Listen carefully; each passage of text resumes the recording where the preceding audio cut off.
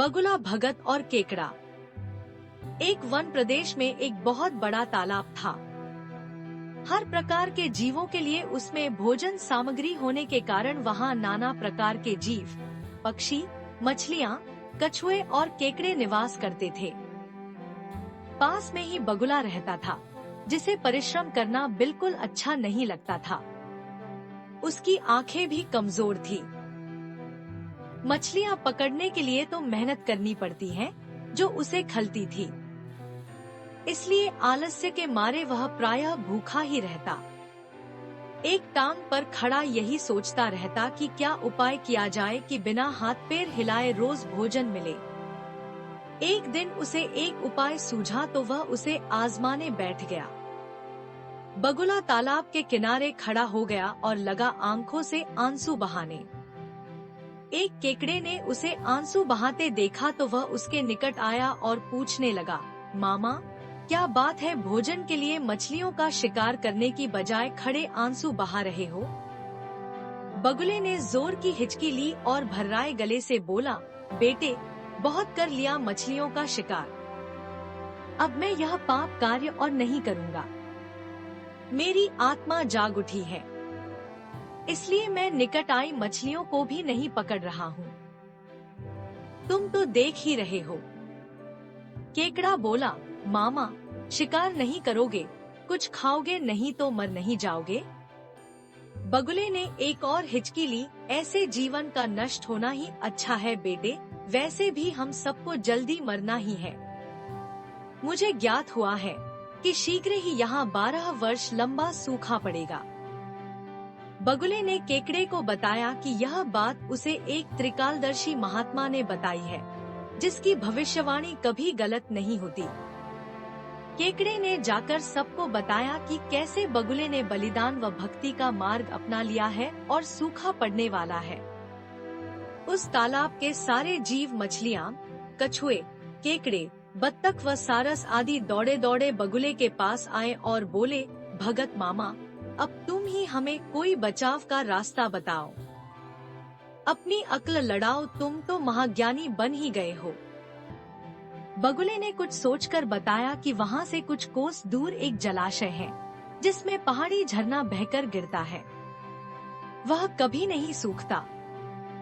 यदि जलाशय के सब जीव वहाँ चले जाएं, तो बचाव हो सकता है। अब समस्या यह थी कि वहाँ तक जाया कैसे जाएं। बगुले भगत ने यह समस्या भी सुलझा दी, मैं तुम्हें एक एक करके अपनी पीठ पर बिठाकर वहाँ तक पहुँचाऊंगा, क्योंकि अब मेरा सारा शेष जीवन दूसरों की सेवा करने में ही तो गुजरेगा। सभी जीवों ने गदगद होकर बगुला भगत जी की जय के नारे लगाए। अब बगुला भगत के पौबारा हो गई। वह रोज एक जीव को अपनी पीठ पर बिठाकर ले जाता और कुछ दूर ले जाकर एक चट्टान के पास जाकर उसे उस पर पटक कर मार डालता और खा जाता। कभी मूड हुआ तो भगत जी 2 फेरे भी लगाते और 2 जीवों को चट कर जाते। तालाब में जानवरों की संख्या घटने लगी। चट्टान के पास मरे जीवों की हड्डियों का ढेर बढ़ने लगा और भगत जी की सेहत बनने लगी। खा खाकर वह खूब मोटे हो गए। मुख पर लाली आ गई और पंख चर्बी के तेज से चमकने लगे।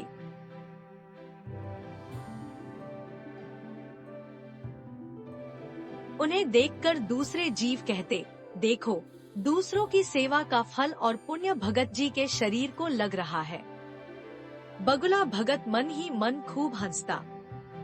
वह सोचता कि देखो, दुनिया में कैसे कैसे मूर्ख जीव भरे पड़े हैं, जो सबका विश्वास कर लेते हैं। ऐसे मूर्खों की दुनिया में थोड़ी चालाकी से काम लिया जाए तो मजे ही मजे हैं।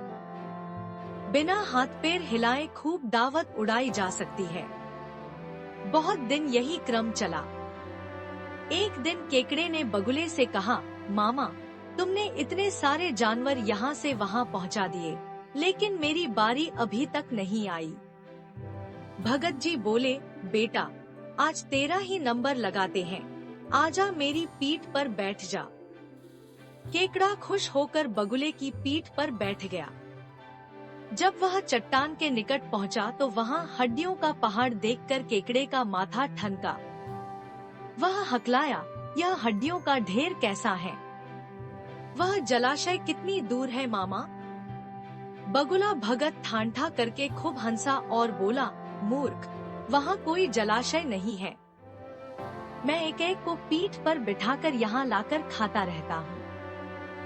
आज तू मरेगा। केकड़ा सारी बात समझ गया।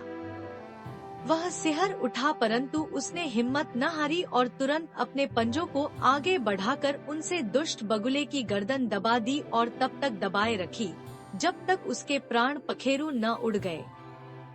फिर केकड़ा बगुले भगत का कटा सिर लेकर तालाब पर लौटा और सारे जीवों को सच्चाई बता दी कि कैसे दुष्ट बगुला भगत उन्हें धोखा देता रहा।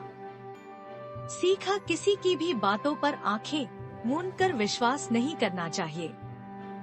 मुसीबत में धीरज व बुद्धिमानी से कार्य करना चाहिए।